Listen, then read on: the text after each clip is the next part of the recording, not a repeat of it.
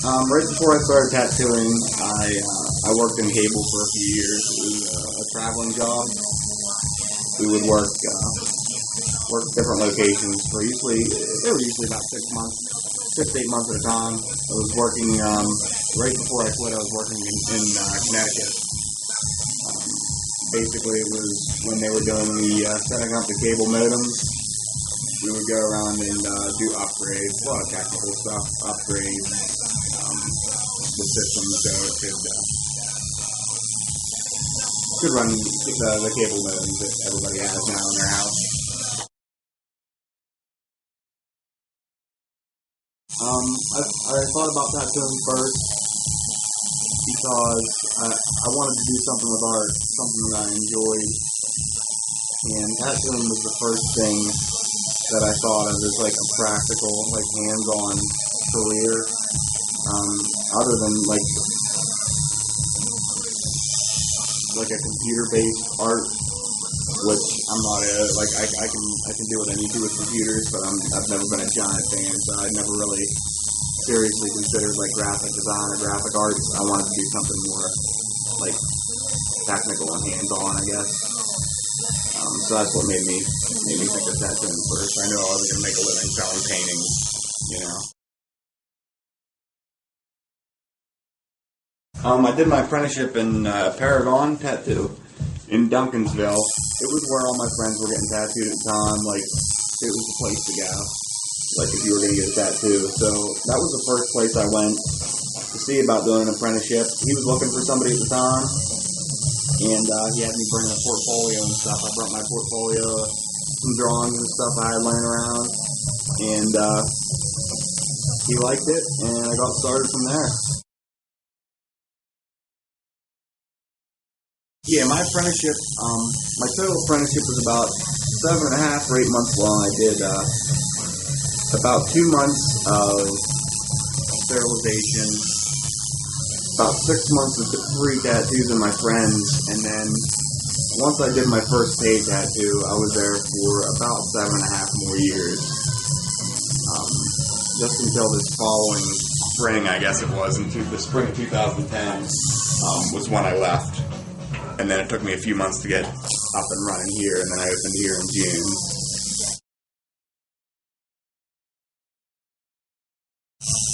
I always knew I wanted to have my own business of some sort, even when I was younger. I didn't know what it was. So, I knew I wanted to be out on my own. I just feel like there's more possibilities, you know? I'm a little freer to do what I want. As far as the location, I've always liked State College. It's still close enough that, like, my regular clientele that I've gained over the years, they all still come here. And it's still close enough to, I'm close enough to home. I'm still within an hour, 45 minutes or an hour drive of just about everybody I know, So, State College is a cool town.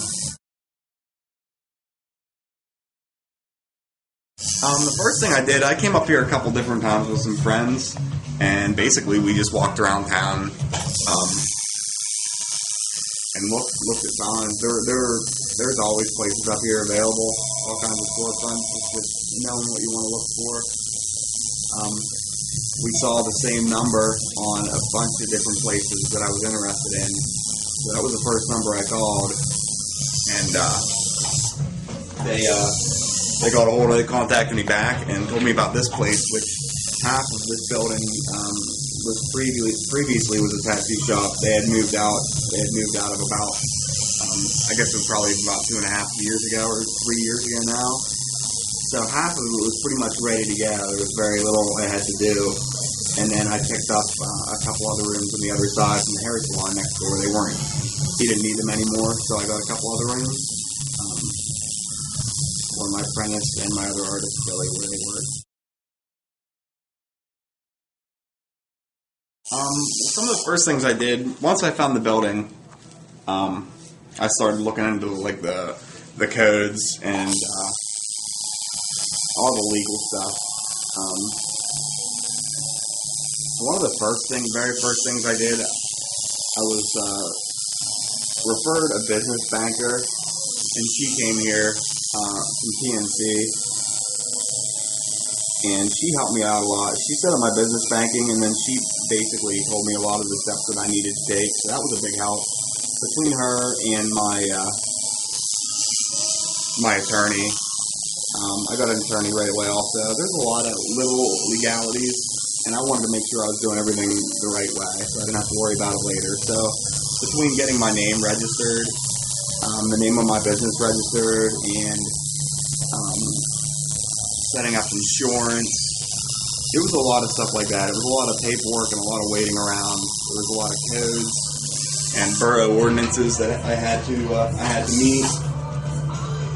So it was a lot of paperwork and a lot of phone calls and stuff like that for a while before I could really open. So I think the biggest help was once I got my business banking set up. You need to get your business ID number, all that stuff, and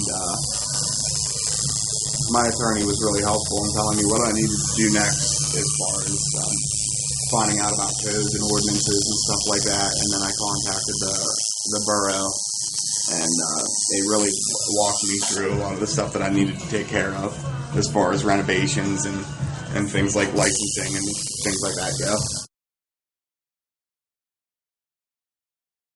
I expected it to be a lot of college students, obviously. The majority of the tattooing demographic is 18 to 25 years old, and then it kind of tapers off after that. 25 to 35 is close behind, but I figured like with the majority of the population during the school season, the majority of them is 18 to 22 or so. It's going well. It's a lot of work. The first year was tough. Like, it was just so much, and it was getting into the groove, and there was still a lot I had to learn. I feel like I'm pretty much, I know how to do things now, so it's a little smoother. It's still a lot of work.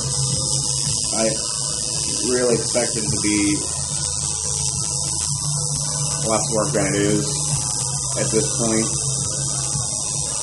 But I'm busy. I tattoo all day, every day, and my artist Billy and my friend Alana, they stay busy, so everything's going well.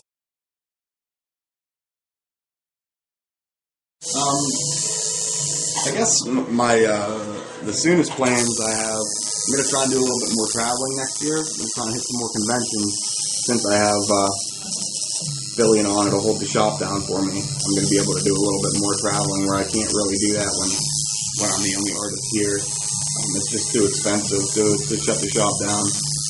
So I have a couple more conventions lined up for next year.